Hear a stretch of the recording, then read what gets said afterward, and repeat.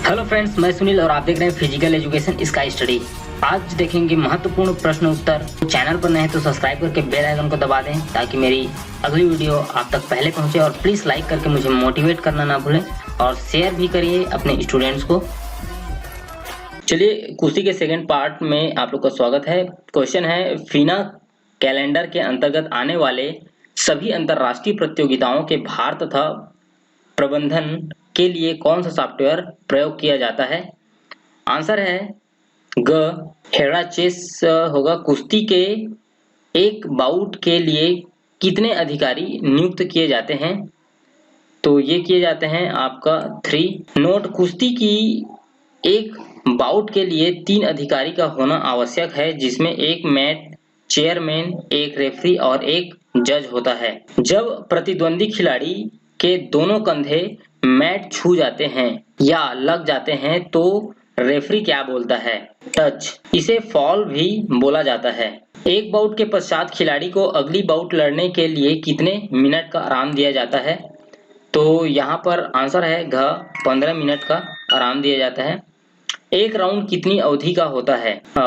एक राउंड जो होता है आपका 3 मिनट का होता है। एक राउंड के बाद कितना मध्यांतर दिया जाता है? 30 सेकेंड मध्यांतर दिया जाता है। कितने अंक का अंतर होने पर खिलाड़ी को विजयी घोषित कर दिया जाता है? 7 पॉइंट के अंतर होने पर।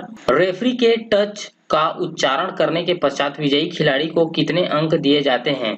ये दिया जाता है आपका 5 पॉइंट। निम्न में से कुश्ती की बाउट जीतने के संबंध में क्या गलत है?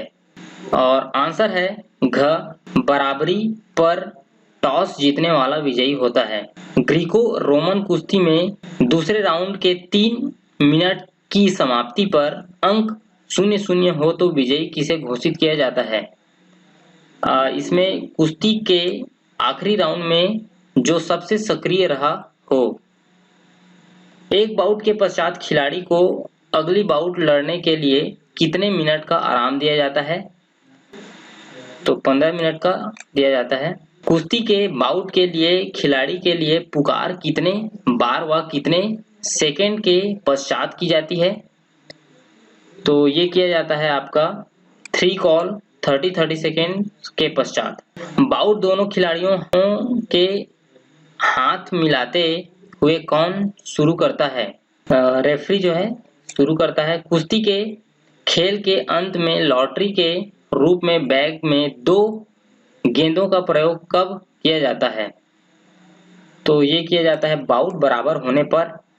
नोट, अगर किसी राउंड में 2 मिनट की कुश्ती यानी बाउट होने तक किसी को कोई अंक ना मिले हो तो सुरक्षात्मक डिफेंडिंग खिलाड़ी को पॉजिटिव नियम के अंतर्गत 30 सेकेंड का समय दे दिया जाता है 1 अंक लेने के लिए, अन्यथा अटैकर को 1 अंक दे दिया जाता है। पॉजिटिव रूल के अंतर्गत अंक अर्जित करने के लिए पॉजिटिव खिलाड़ी को कितना समय दिया जाता है? ये दिया जाता है 30 सेकेंड। पॉजिटिव नियम के अंतर्गत 30 सेकेंड में अगर पॉजिटिव खिलाड़ी अंक नहीं बनाता है तो निर्णय क्या होता है? 30 का आंसर हो जाएगा दूसरे खिलाड़ी को 1 अंक दिया जाता है। अगर 2 राउंड की बाउट होने के पश्चात दोनों खिलाड़ियों के अंक बराबर हों तो टाई के नियम के अंतर्गत निर्णय किस आधार पर लिया जाता है? आंसर है घ उपरोक्त सभी। जिसने अधिक बार 5 अंक अर्जित किए हों वह विजयी होता है। अगर 5 अंक भी बराबर हो तो 3 अंकों की संख्या देखी जाती है। 3 अंक भी बराबर हो तो 2 अंक देखे जाते हैं और अंत में इसमें भी बराबर होने पर आखिरी अंक अर्जित करने वाला खिलाड़ी होगा। अगर किसी खिलाड़ी के 4 अंक हों और दूसरे का 0 हो, दूसरा खिलाड़ी एक मुश्त यानी मेजर टेक्निकल होल्ड करके 5 अंक ले तो निर्णय क्या होगा? ये होता है आपका 5 अंक प्राप्त करने वाला खिलाड़ी विजयी होगा। उपरोक्त प्रश्न में 5 अंक एक साथ अर्जित करने वाला खिलाड़ी लीड होना चाहिए, अन्यथा कुश्ती आगे चलेगी। अगर कोई खिलाड़ी एक मुश्त 2 बार 3 अंक बना चुका हो और लीड कर रहा हो तो निर्णय क्या होगा? यहाँ पर 2 मुश्त 3 अंक वाला खिलाड़ी विजयी होगा। कुश्ती में 1 अंक के लिए निम्न में से क्या संबंधित नहीं है? आंसर देखते हैं। टच और फॉल के सिग्नल पर अगर खिलाड़ी ए के 6 अंक हों और बी ने बड़ी जोर आजमाइश के पश्चात टच या फॉल कर दिया हो तो निर्णय क्या होगा? तो यहाँ पर जो है बी खिलाड़ी विजयी होगा। नीचे पट करने पर ऊपरी खिलाड़ी को कितने अंक दिए जाते हैं? तो ये दिया जाता है 2 अंक। एक खिलाड़ी ए द्वारा खिलाड़ी बी को डेंजर पोजीशन में लाने पर कितने अंक मिलते हैं? तो ये मिलता है आपका 2 अंक। अगर एक खिलाड़ी द्वारा खिलाड़ी बी को डेंजर पोजीशन में लाने के 2 अंक अर्जित करने के पश्चात उसे कम से कम 5 सेकंड तक उसी स्थिति में बनाए रखे तो अतिरिक्त और कितने अंक दिए जाते हैं? तो अतिरिक्त उसमें 1 अंक और दिया जाता है। खिलाड़ी ए को खड़े हुए स्थिति से खिलाड़ी बी द्वारा डेंजर पोजीशन में लाने पर कितने अंक मिलते हैं? ये मिलता है 4 अंक। खिलाड़ी ए को पिट पोजीशन में डेंजर स्थिति पर लाने पर कितने अंक दिए जाते हैं? तो 40 का है, 3 अंक दिए जाते हैं।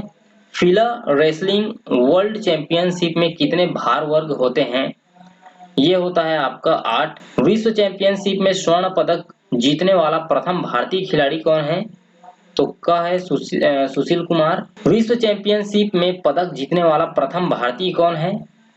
और यह हवलदार उदय चंद। राष्ट्रमंडल खेलों में कॉमनवेल्थ गेम्स में सर्वप्रथम स्वर्ण पदक जीतने वाला भारतीय पहलवान कौन है? तो का आंसर है लीलाराम। सर्वप्रथम ग्रीको रोमन विश्व चैंपियनशिप में पदक जीतने वाला भारतीय कौन है? तो यह है आपका संदीप यादव।